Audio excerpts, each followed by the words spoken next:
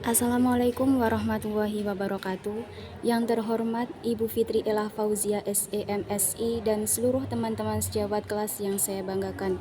Puji syukur marilah kita panjatkan kepada Allah Subhanahu wa taala atas rahmat berupa kesehatan dan sholawat serta salam semoga tetap tercurahkan kepada junjungan kita Nabi Agung Muhammad SAW. Kami dari kelompok 3 akan memaparkan hasil diskusi kelompok kami mengenai akuntansi multinasional translasi laporan keuangan entitas asing. Sebelumnya, perkenalkan nama saya Feni Nurmalia Putri yang akan bertugas sebagai moderator. Adapun anggota kelompok kami antara lain: pertama, Vinka Arya Vandani, kedua, Nadilatul Faizah, ketiga, Feni Mega Novianti, keempat, Damia Putri Nurlaila, kelima, Feni Nurmalia Putri, keenam, Nurlaila Khairatul Latifah. Selanjutnya adalah pemaparan materi. Materi pertama akan disampaikan oleh Nurlaila. Kepadanya dipersilahkan. Perbedaan dalam prinsip akuntansi. Standar akuntansi di setiap daerah berbeda. Hal tersebut terjadi karena adanya perbedaan masalah hukum, pendidikan, sistem politik, perkembangan teknologi, budaya, dan tradisi, serta berbagai faktor-faktor sosial ekonomi lainnya. Beberapa negara mengembangkan sistem akuntansinya berdasarkan kebutuhan informasi dari otoritas pajak, sedangkan model di Indonesia berfokus pada kebutuhan informasi pemegang saham biasa atau pihak pemberi kredit. Ketidakseragaman standar akuntansi di berbagai negara akan menimbulkan berbagai masalah bagi perusahaan, pihak penyusun, dan pengguna laporan keuangan. Untuk meminimalisir efek dari perbedaan standar akuntansi, saat ini Indonesia sudah adopsi penuh IFRS yang merupakan standar akuntansi yang berlaku secara internasional. Penentuan mata uang fungsional. Ada 3 kemungkinan nilai tukar yang digunakan dalam mengonversi nilai mata uang asing menjadi rupiah. Yang pertama, nilai tukar sekarang merupakan nilai tukar pada akhir hari tanggal neraca. Yang kedua, nilai tukar historis merupakan nilai tukar yang ada pada saat transaksi awal terjadi. Yang ketiga, nilai tukar rata-rata merupakan nilai tukar rata-rata selama satu periode. PSAK nomor 11 tentang translasi mata uang asing memberikan panduan khusus untuk mentranslasikan laporan keuangan dari mata uang asing menjadi rupiah dengan tujuan menyajikan hasil yang secara langsung memperlihatkan pengaruh perubahan ekonomi dari pergerakan nilai tukar. Terima kasih kepada pemateri 1. Selanjutnya, materi akan disampaikan oleh pemateri kedua, yaitu Damia Putri Nurlaila. Kepadanya dipersilahkan. Terdapat 3 indikator untuk menentukan mata uang fungsional suatu entitas, yaitu yang pertama arus kas. Arus kas yang berhubungan dengan kegiatan utama perusahaan didominasi oleh mata uang tersebut. Yang kedua, harga jual. Harga jual dalam jangka pendek sangat terpengaruh dengan perubahan nilai mata uang asing tersebut atau produksi perusahaan sebagian besar diekspor. Yang ketiga, beban. Beban dipengaruhi oleh perubahan nilai mata uang. Berikut faktor-faktor yang mengindikasikan rupiah sebagai mata uang fungsional dari anak perusahaan di luar negeri. Faktor yang pertama yaitu sebagian besar transaksi kas dalam rupiah. Yang kedua, pasar penjualan utama di Indonesia. Yang ketiga, komponen produksi umumnya diperoleh dari Indonesia. Dan faktor yang terakhir yaitu induk perusahaan di Indonesia yang paling bertanggung jawab dalam pendanaan anak perusahaan di luar negeri. Baik, terima kasih kepada pemateri kedua. Selanjutnya, materi ketiga akan disampaikan oleh Feni Mega Novianti. Kepadanya dipersilahkan.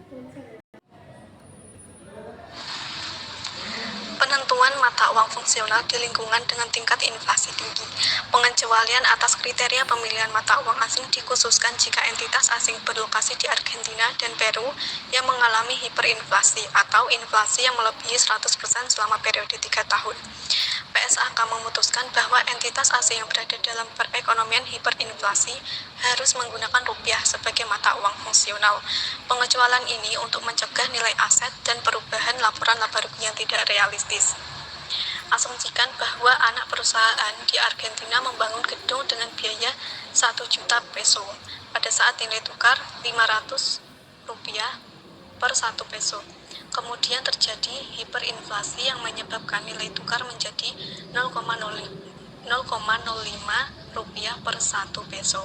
maka nilai gedung hasil translasi pada saat dibangun menjadi 500 juta rupiah dan setelah hiperinflasi menjadi 50.000 rupiah. Dari ilustrasi di atas, maka nilai translasi setelah hiperinflasi tidak mencerminkan nilai pasar atau biaya perolehan historis dari gedung tersebut.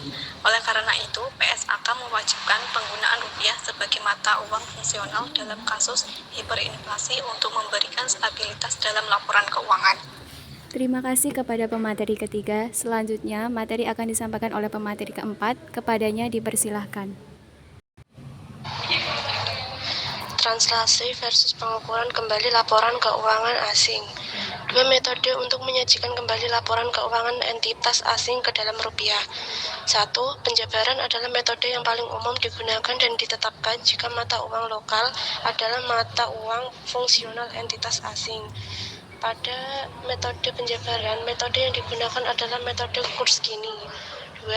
Pengukuran kembali adalah penyajian kembali dari laporan keuangan entitas asing dari mata uang lokal yang digunakan entitas asing dari mata uang lokal yang digunakan entitas ke mata uang fungsional entitas asing. Metode yang digunakan untuk mengukur laporan keuangan dari mata uang lokal ke mata uang fungsional disebut metode temporal. Translasi laporan keuangan mata uang fungsional menjadi mata uang pelaporan perusahaan Indonesia. Akun laporan laba rugi, pendapatan dan beban. Umumnya nilai tukar rata-rata tertimbang untuk periode laporan. Akun neraca, aset dan kewajiban. Nilai tukar sekarang pada tanggal neraca. Ekuitas pemegang saham sama dengan nilai tukar historis. Oleh karena untuk translasi masing-masing akun entitas asing digunakan kurs yang berbeda-beda, maka umumnya debit dan kredit dalam neraca percobaan setelah translasi tidak sama. Pos penyeimbang debit neraca percobaan translasi dengan kreditnya disebut selisih translasi. Terima kasih kepada Vinka. Materi kelima akan disampaikan oleh Nadilatul Faizah. Kepadanya dipersilahkan. Penyajian laporan keuangan dari selisih translasi. Selisih translasi merupakan bagian dari pendapatan komprehensif untuk periode tersebut. Pendapatan komprehensif termasuk laba bersih dan pendapatan komprehensif lainnya merupakan bagian dari perubahan aset bersih perusahaan dari sumber selain pemilik, yaitu bukan investasi, modal, tambahan, dan dividen selama periode berjalan. Setiap periode, akun pendapatan komprehensif lainnya, Other Comprehensive Income OC, ditutup ke akun pendapatan komprehensif lainnya yang telah diakumulasi, Accumulated Other Comprehensive Income AOC.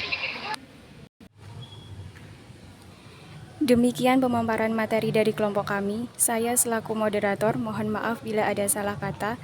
Terima kasih atas perhatiannya. Wassalamualaikum warahmatullahi wabarakatuh.